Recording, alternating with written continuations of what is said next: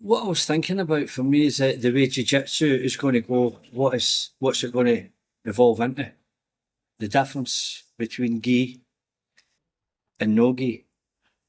Then the difference between sports Jiu-Jitsu from the grappling point of view, BJJ, and the original Jiu-Jitsu, the Jiu-Jitsu Carlson Gracie was taught, and the way things are now.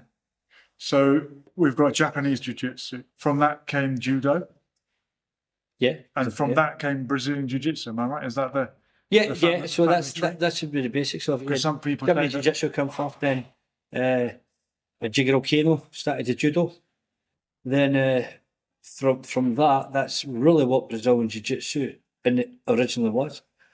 Because it wasn't the way we teach Judo now, it was different. There was a syllabus with stand-up in it. And there was escapes from grabs and things in the original Judo. I still have an old book in my attic, which is the Judo techniques from what they call circle work, grabs, that the girls were doing tonight. Okay. They're in the Judo books. Okay. It was totally different. And this is what Carlson Gracie, he would have had a full awareness of this. He would have been taught that. But what Carlson Gracie did, which is funny, what they do now, they say it's a thing called ecology Jiu-Jitsu. It's ecology or ecological or something. And what they do is they say, you don't do drills or anything like this. You just do these different sparring. You just get on with it. It's like games, like starting on the back, working out of bad positions. This is a new thing, 2024. However, it's exactly what Carlson Gracie did in 1967. So it's more like instant immersion.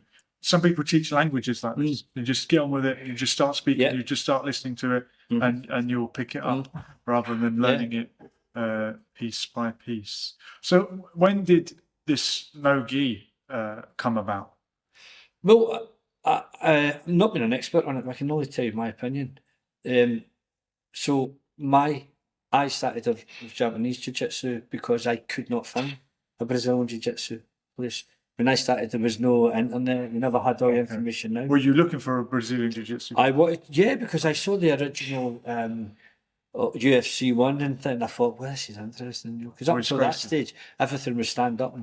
I was born in the 60s, grew up in the 70s and 80s, so it was all about striking, which me being, I'm only 5'9" on a very good day. I swear to God, my heart of hearts, I thought it was 5'10". But then one time my wife said I'm 5'11". My wife said I'm 5'8.5". I'm getting smaller and smaller. So if the striking game would be limited, because somebody taller, fitter, younger would always outpoint me or outstrike me.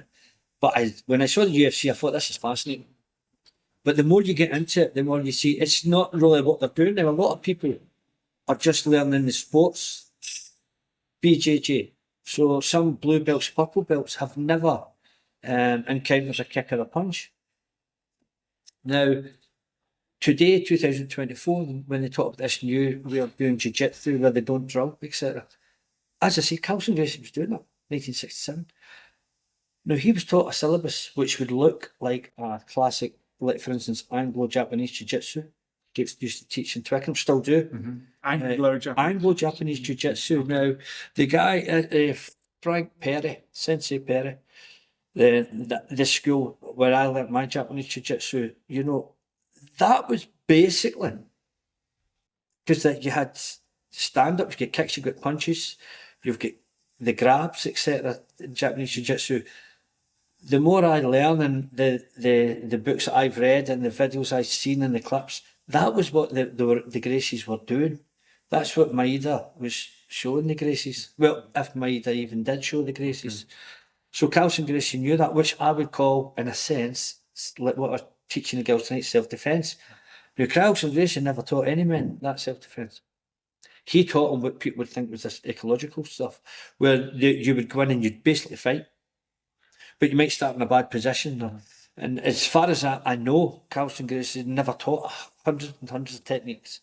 He would, and I've heard the interviews where they say he would simply watch two people fighting, then say to somebody, you should do this, you should do that. So, yeah. But I'm kind of wondering, what I was thinking about is, where Jiu-Jitsu is going now, it's almost going full circle now. Because I mean, what I'm seeing now, so you get Gracie University, you know, and where they still do some stand up, they have a full syllabus. Then you have some other jiu-jitsu schools with no syllabus. They just like Carlson Gracie London.